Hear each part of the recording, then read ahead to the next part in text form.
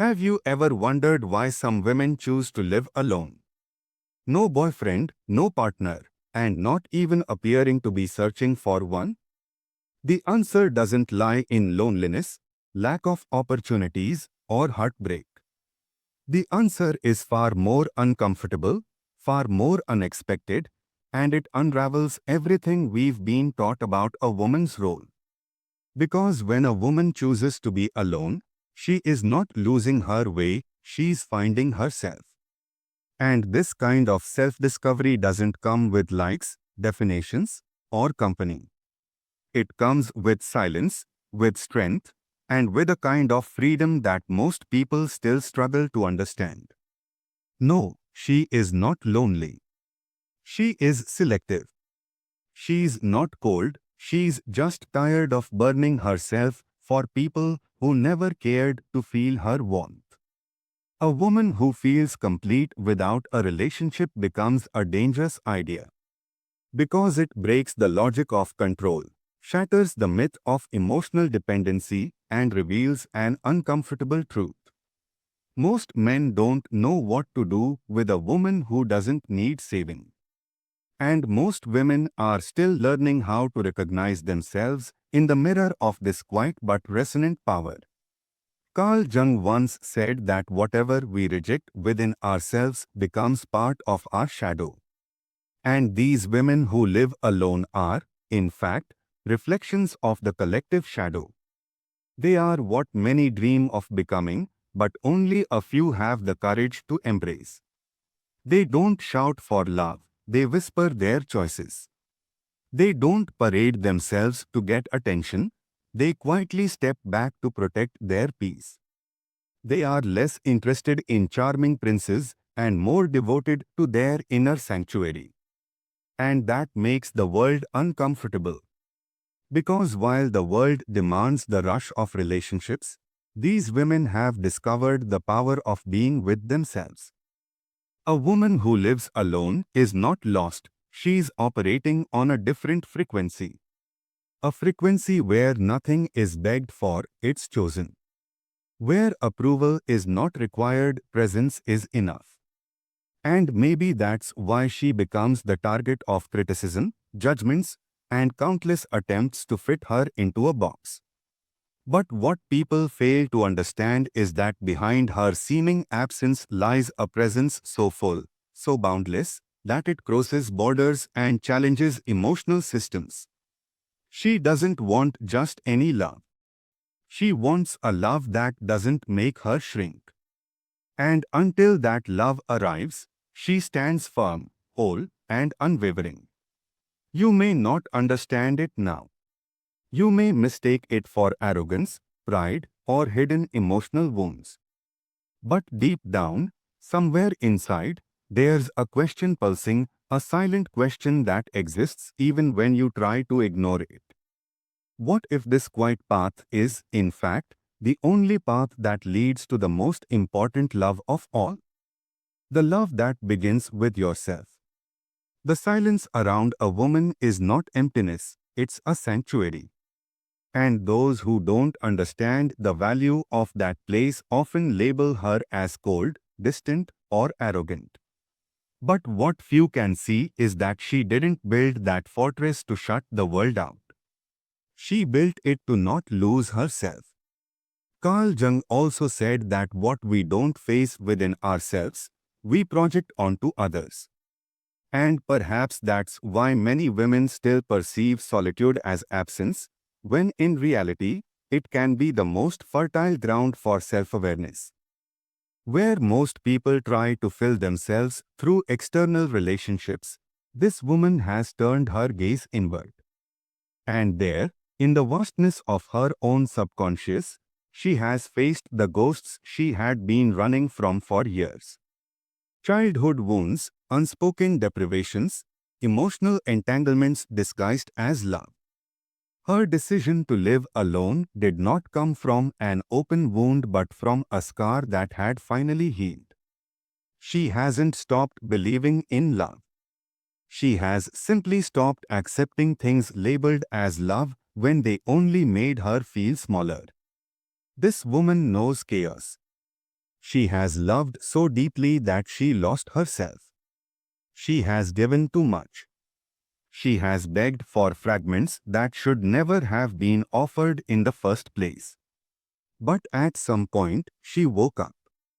And that awakening wasn't sudden, it was a chain of disappointments that stopped hurting and started teaching. What you now see is not coldness, it is emotional maturity. And maturity is terrifying because it demands presence, depth, and truth. She no longer craves just any company, she desires mutual accountability. She's no longer drawn to promises, she seeks real presence.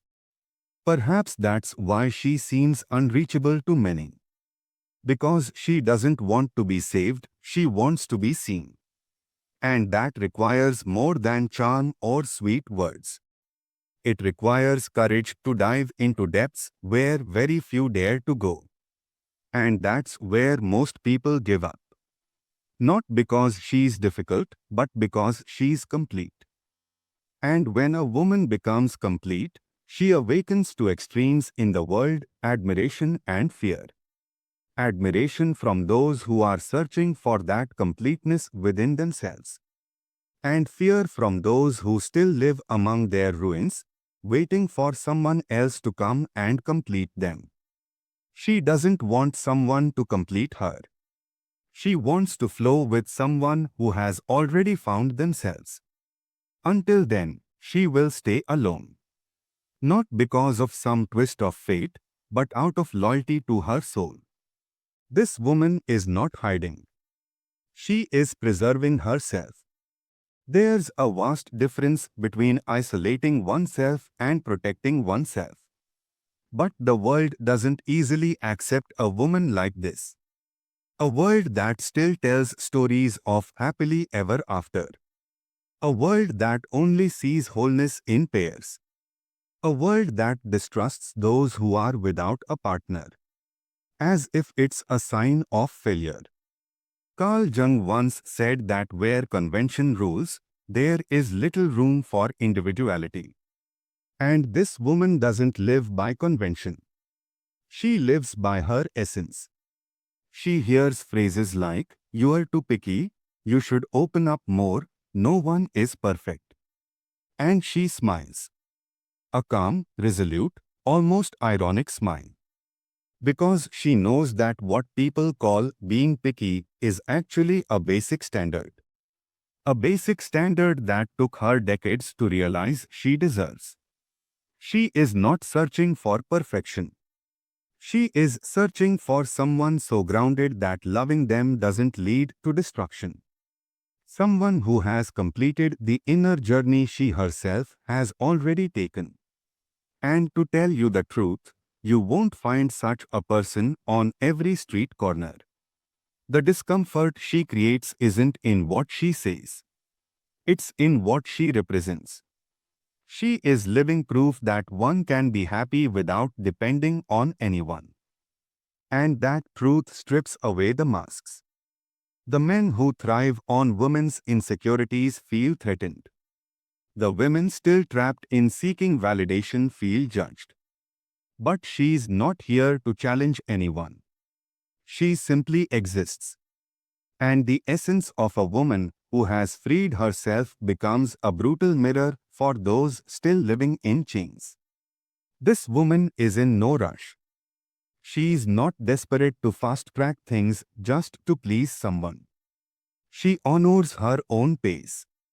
And that's why she ignites a silent rage in a society that wants everything instantly. She seeks depth, while the world chases temporary distractions. She desires presence, while the world offers only surface-level availability. She longs for a soul-level connection, while everyone else is busy trying to look interesting in the next Instagram story. And when she says no, it's not a game. It's the truth. When she distances herself, it's not drama. It's self-preservation. When she chooses to stay home rather than go out with an empty-hearted person, it's not arrogance. It's clarity. And that clarity, earned through pain and surrender, is her greatest rebellion. Because she does not live to please others. She lives to live. And it is this simple act of being that makes her so dangerous to the system. Perhaps what unsettles people the most about this woman is not her solitude, but the peace she has found within herself. Carl Jung taught that those who look outside dream, but those who look inside awaken. And it was this inner journey she chose to undertake. It wasn't easy. It was an exhausting process of removing masks, facing the ghosts of emotional dependency, and breaking herself apart only to rebuild again. She no longer evaluates herself through the eyes of others. She sees herself through her own gaze. And that changes everything. How many times have you thought that being alone is a failure or a form of freedom? How many times have you felt the need to justify why you are without a partner? This woman has felt all of that too. She once believed there was something wrong with her loneliness, in a world that idolized couples, even the unhappy ones. But one day she understood. Being alone is better than being ignored in a relationship. And that day, she made a vow to herself that she would never again accept anything less than her true worth. Her path is not a straight line. There are days of doubt, moments of memories, and nights of deep silence. But with every conscious choice, a new strength has emerged. She has learned that true love does not imprison, does not consume, does not control. The love she seeks is the love that liberates, that enhances, that supports without suffocating. And until that love arrives, she chooses to grow with herself. Not out of pride, but out of honesty. This woman is a living example of Carl Jung's concept of individuation. She shattered, faced her shadow, descended into her unconscious, and returned more whole than ever before. And now that she knows herself, she refuses to ever again be a half in anything. She doesn't want someone to complete her. She wants someone with whom she can share this awareness. And that is frightening because it demands emotional responsibility. Sadly, very few are ready to love with responsibility. Most still love from a place of lack, of possession, of fear. And if today she walks alone, it's because every step echoes the lessons she has learned. Every no she utters is an act of self-respect. Every absence of hers is a reminder that love should never have to be begged for. She no longer needs to prove anything to anyone. And this certainty, born from the deepest core of her soul, changes everything around her. Because a woman who has rediscovered herself becomes dangerous, not because of weapons, but because of her clarity. The woman who lives alone, who doesn't have a boyfriend, is not the same woman who once begged for love. Something inside her broke, and it was this very breaking that set her free. Because sometimes, only in collapse does the soul find its new form. Carl Jung used to say that the tree that reaches to heaven has roots that go down to hell. And that's exactly what she lived. She descended into the hell of her own story, confronted ancestral fears, inherited pains, traumas that were not only hers but belonged to all the women who came before her. She broke cycles. She said no to relationships that repeated the same toxic narrative. She learned that it is not her responsibility to fix, to save, or to accept broken pieces out of fear of being alone. And when she stopped accepting less, the world tried to convince her she was wrong.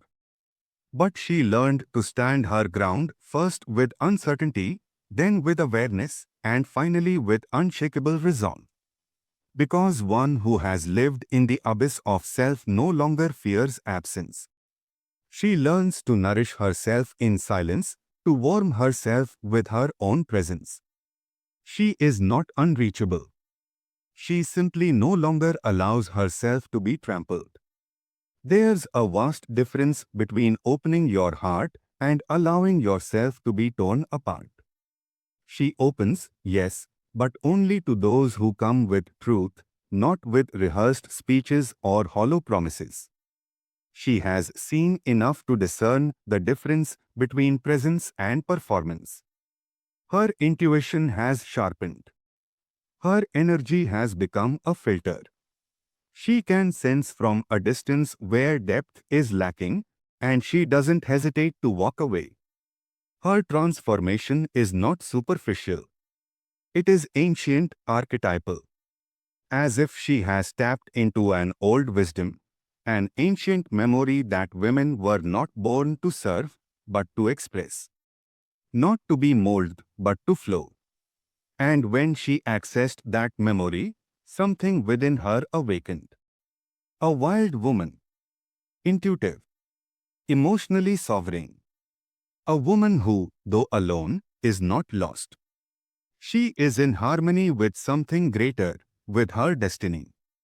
And no matter how hard people try to diminish her with labels, cold, difficult, distant, nothing sticks anymore, because she no longer lives to fit in. She lives to expand. She no longer fights for attention. She radiates presence. She no longer waits to be chosen. She chooses. And this reversal of logic confuses those who still perceive femininity as something to control. But she is no longer there. She has already crossed the threshold. And on the other side, she discovered that a true relationship only begins when you love yourself so deeply that you no longer need anyone. There's something sacred in the way she walks. She doesn't need applause or public validation. Her confidence is silent. And in that silence lies her true power. Carl Jung said that what we confront within ourselves becomes our destiny. And perhaps that's why this woman, who keeps choosing herself again and again, has become the author of a destiny that few can comprehend but many secretly envy. She no longer tries to fill voids with promises or convince anyone that she is worthy of love. She doesn't love by begging for space in someone's life, because she has learned that presence should never have to be requested. It is invited. And when that invitation doesn't come from a place of truth, she simply declines. She doesn't react with anger or bitterness. She withdraws with the dignity of someone who has lost too much and refuses to reopen the same wounds. What few people understand is that this woman still desires love. She still wants to be held, touched, chosen. But she desires it all on the condition that she doesn't lose herself in the process. Because she has spent too much time contorting herself into molds that were far too small for her soul. Now, she only offers herself where there is room for her wholeness. And that requires a maturity far beyond romance. It requires consciousness. It demands the courage to choose love even after confronting your own shadow. She is not in search of fairy tales. She is seeking a spiritual union, a connection where there is neither domination nor submission, where both can grow together without dimming each other's colors, silencing each other's pain, or shrinking each other's dreams. And if that feels like too much for some, that's fine. Because she would rather wait than survive on emotional scraps. And to many, this seems like pride. But in reality, it is the purest form of self-love. We are witnessing a new archetype of womanhood. A woman who has moved far beyond the superficial and has dived into the depths. Who is tired of merely being wanted and now chooses to be respected. who has chosen solitude not out of disappointment in love, but because she has begun to understand that real love never demands self-betrayal. And when a woman understands this, her entire world begins to change. She no longer needs to raise her voice to be heard. Her presence speaks before words ever do. Wherever she goes, the energy shifts, as if something subtle yet undeniable rearranges itself in the room. This isn't mysticism, it's energy. It's the weight of a presence that has fought the most brutal inner battles and then chosen to return in peace. Not because she has conquered all her fears, but because she has learned to live with them without being defeated. Carl Jung would say she found wholeness not by eliminating contradictions, but by integrating them. This woman does not reject love. She has simply learned not to bow to unbalanced relationships where one must dim for the other to shine. She craves love, yes, but the kind where she doesn't have to edit her essence. A love where she can be both shadow and light, laughter and tears, silence and storm. Because she has realized that those who only love the beautiful parts have not yet learned how to truly love. And those who constantly demand sweetness still don't understand the beauty of the bitterness that growth requires. She is too whole to settle for half-hearted relationships, too free to accept cages disguised as care, too sensitive to endure superficial bonds, and yet strong enough to keep walking this path, even if it hurts, even if it isolates her, even if it gets her misunderstood. This is the journey of an awakened self, choosing deep truth over instant validation. Deep down, the world fears such women. Women who don't need. Women who don't bow. Women who refuse to mold themselves because they challenge invisible structures, question outdated templates, and break the silent emotional contracts that once dictated a woman's worth only in relation to someone else.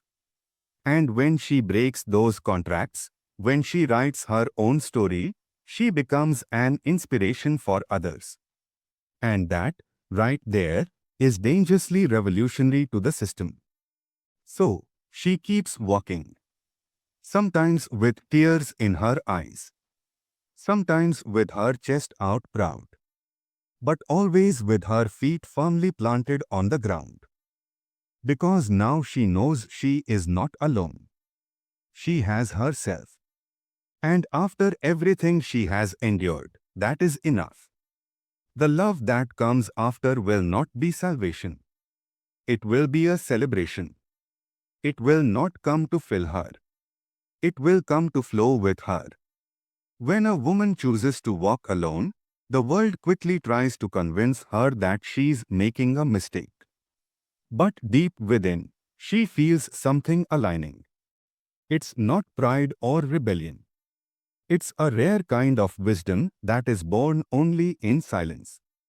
The very wisdom Jung called individuation, the process where a person fully becomes who they are, without masks, without compromise. And when that happens, nothing external holds more power than the truth beating in her chest. That truth doesn't need to scream. It reveals itself in the way she closes doors gently, without resentment. In the way she quietly steps back when an environment is no longer nourishing. In the way she smiles with ease, even if no one is standing beside her. Because she has discovered that being alone is not a punishment. It's a vow of loyalty to her soul. And the soul of an awakened woman does not bend, does not dim, does not beg. It simply is. And that is enough. The world will try to convince her, again and again, that she lacks something. It will offer her distractions, plastic princes, and love crafted for display. But she has seen behind the curtain. She knows now. The journey isn't about finding someone. It's about never losing yourself again. And when this awareness blooms, everything changes. Desire becomes consciousness. Lack becomes choice. Waiting becomes a path. And what once hurt now teaches. What once confined now liberates. You can feel it deep in your heart, that stir, that spark. Maybe it's a memory, an old wound, a certain ache that never quite made sense. Perhaps it's the image of a woman you once knew, or the woman you have become. Either way, there's something within you that is asking to be seen more clearly. Something that no longer fits into old molds. Something that, if allowed, could completely transform how you relate to love, to others, and most importantly, to yourself. The woman who walks alone is not merely someone who doesn't fit. She is a living symbol of emotional freedom. A reminder that rebuilding is possible without rushing, without fear, and without needing to prove anything to anyone. She walks ahead of no one, but she follows no one either. She carves her own path, unique, untamed. And in that journey, she lights small lamps for others who are waking up. If this story has touched something inside you, perhaps it's because, deep down, you too are ready for a new kind of love.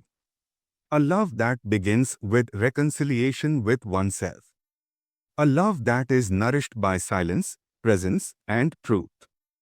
A love that cannot be negotiated, begged for, or hidden. And if that love hasn't arrived yet, maybe it's because you first had to become the woman who no longer settles for anything less than her worth. And if this message has reached you at the right time, or if it has awakened a sleeping woman within you, then I invite you not to keep it to yourself. Share this video with the women who need to be reminded of their power. Like it, comment on it, and subscribe to this channel not out of excitement, but with awareness. Because when something touches the soul, the least we can do is let it echo within us and through us.